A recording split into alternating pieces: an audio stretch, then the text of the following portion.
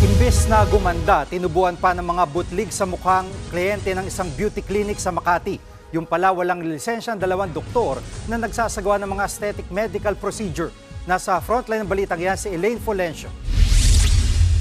Sinalakay ng mga tauhan ng NBI Special Task Force ang umano'y beauty clinic na yan sa Makati. Tumambad sa kanilang mga gamit para sa mga minor surgery at mga gamot na hinihinalang mula pa sa Vietnam.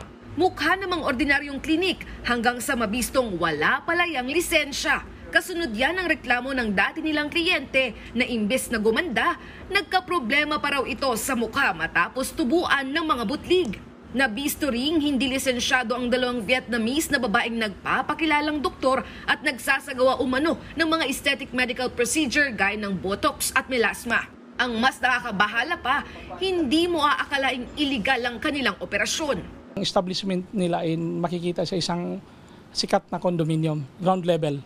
Hindi lang daw mga Vietnamese ang kliyente kundi maging mga Pilipino. Sa ngayon kasi, yon ang uso ngayon. Mostly kasi ng mga Pilipino ay mahilig magpaganda. So pumupunta sila doon. So tinitik advantage nila ito kasi nga malakas ang market.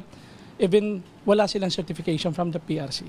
Agad namang naaresto ang dalawang Vietnamese na nagsasagawa ng mga medical procedure. Arestado rin ang Pinoy nilang assistant. Tumanggi na silang magbigay ng pahayag, payo ng NBI, maging mapanuri sa pupuntahang klinik.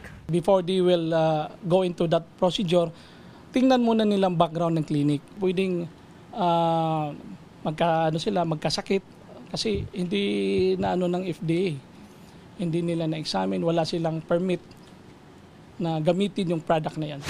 Sinampahan na ng paglabag sa Medical Act at reklamong staffa ang mga sospek. Nakikipag-ugnayan na rin ng NBI sa Bureau of Immigration kung may mga kaukulang dokumento sa pananatili sa bansa ang dalawang Vietnamese na naaresto. Nagbabalita mula sa Frontline, Elaine Fulgencio, News 5. Mga kapatid, Jiggy Manikad po, iba na ang may alam at may pakialam sa panahon ngayon. Para sa konkreto, kumpleto at komprehensibong balitaan sa Frontline, mag-follow at mag-subscribe sa social media pages ng News 5.